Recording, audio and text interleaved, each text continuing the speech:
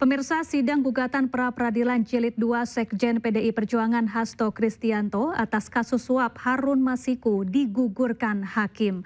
Pra-peradilan gugur karena berkas Hasto telah dilimpahkan oleh KPK ke Pengadilan Tipikor Jakarta Pusat. Mengadili. 1. Menyatakan permohonan pra-peradilan pemohon gugur. 2. Membebankan kepada pemohon untuk membayar perkara sejumlah nihil.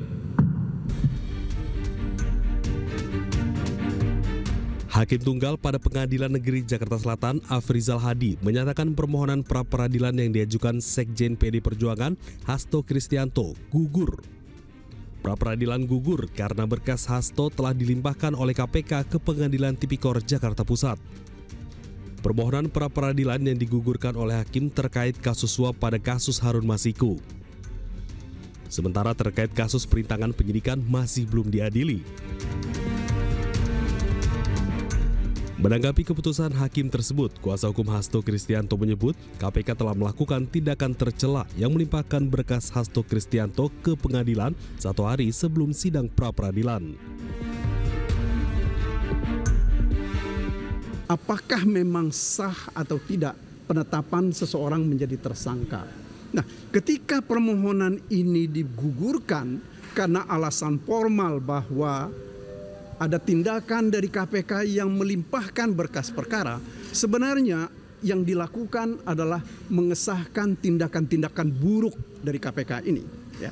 Saya katakan buruk kenapa? Karena mereka mencoba melakukan penundaan. Ya. Pertama mereka melakukan penundaan persidangan ketika dipanggil. Kemudian yang kedua, mereka juga melakukan tindakan-tindakan yang mengabaikan hak asasi dari Pak Hasto. Misalnya haknya beliau untuk menghadirkan saksi yang menguntungkan yang diabaikan oleh KPK. Kemudian yang ketiga, mereka secara sengaja ya, melimpahkan berkas perkara 1 hari sesudah berkas perkara dan orang diserahkan oleh penyidik kepada penuntut umum. Ini artinya apa? Ini memang terstruktur dan sistematis dilakukan oleh KPK untuk menggugurkan perkara pra-peradilan ini. Sementara dalam pertimbangannya, hakim mendasarkan pada Surat Edaran Mahkamah Agung nomor 5 tahun 2021 menyatakan pemeriksaan pra-peradilan gugur jika berkas perkara tindak pidana telah dilimpahkan ke pengadilan. Tim Liputan iNews melaporkan.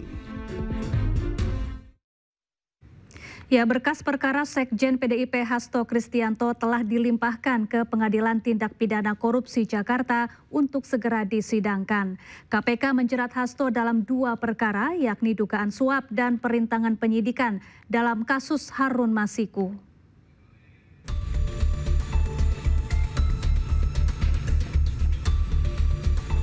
Penyidik Komisi Pemberantasan Korupsi telah melimpahkan berkas perkara Sekjen PDI Perjuangan Hasto Kristianto ke Pengadilan Tindak Pidana Korupsi Jakarta Pusat. Usai pelimpahan berkas ini, kasus dugaan suap dan perintangan penyidikan yang menjerat Hasto Kristianto selanjutnya akan segera disidangkan dan tengah menunggu penetapan tanggal persidangan serta komposisi majelis hakim yang akan memeriksa dan mengadili perkara. Sudah dilimpahkan sama penyidik KPK ke jaksa penuntut umum, sudah dilimpahkan ke pengadilan. Ini berapa tebal ini, Bang?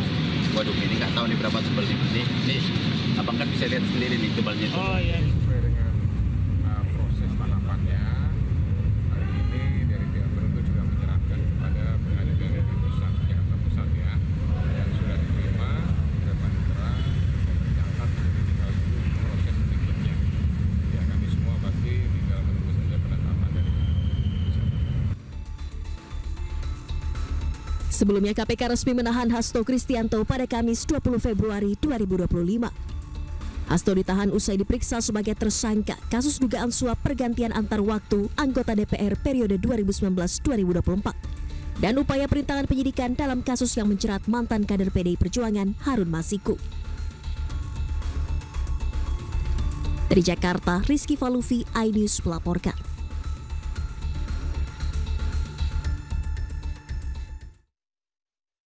Ya, sebelumnya KPK menetapkan Sekjen PDI Perjuangan Hasto Kristianto sebagai tersangka.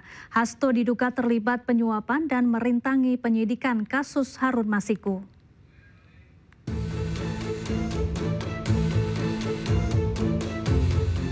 KPK menetapkan Sekjen PDI Perjuangan Hasto Kristianto sebagai tersangka dalam kasus suap pergantian antar waktu Harun Masiku.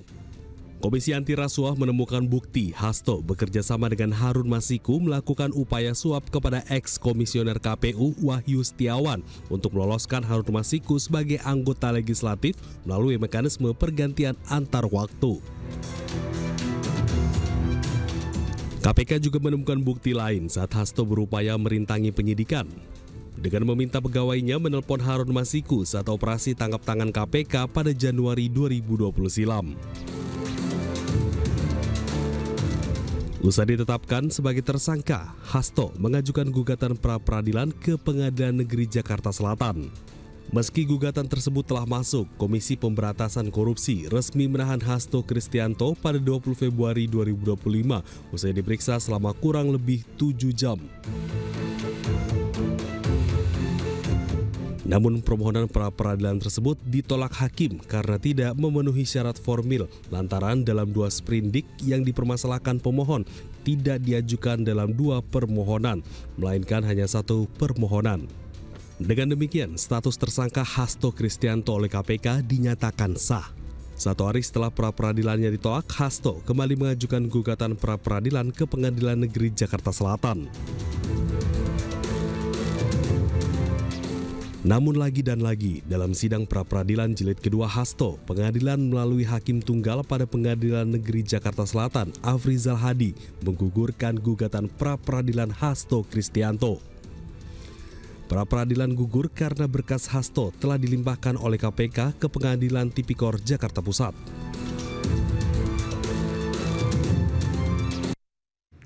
Tiga pemain timnas keturunan disumpah menjadi warga negara Indonesia. Selengkapnya sesaat lagi, tetaplah bersama kami.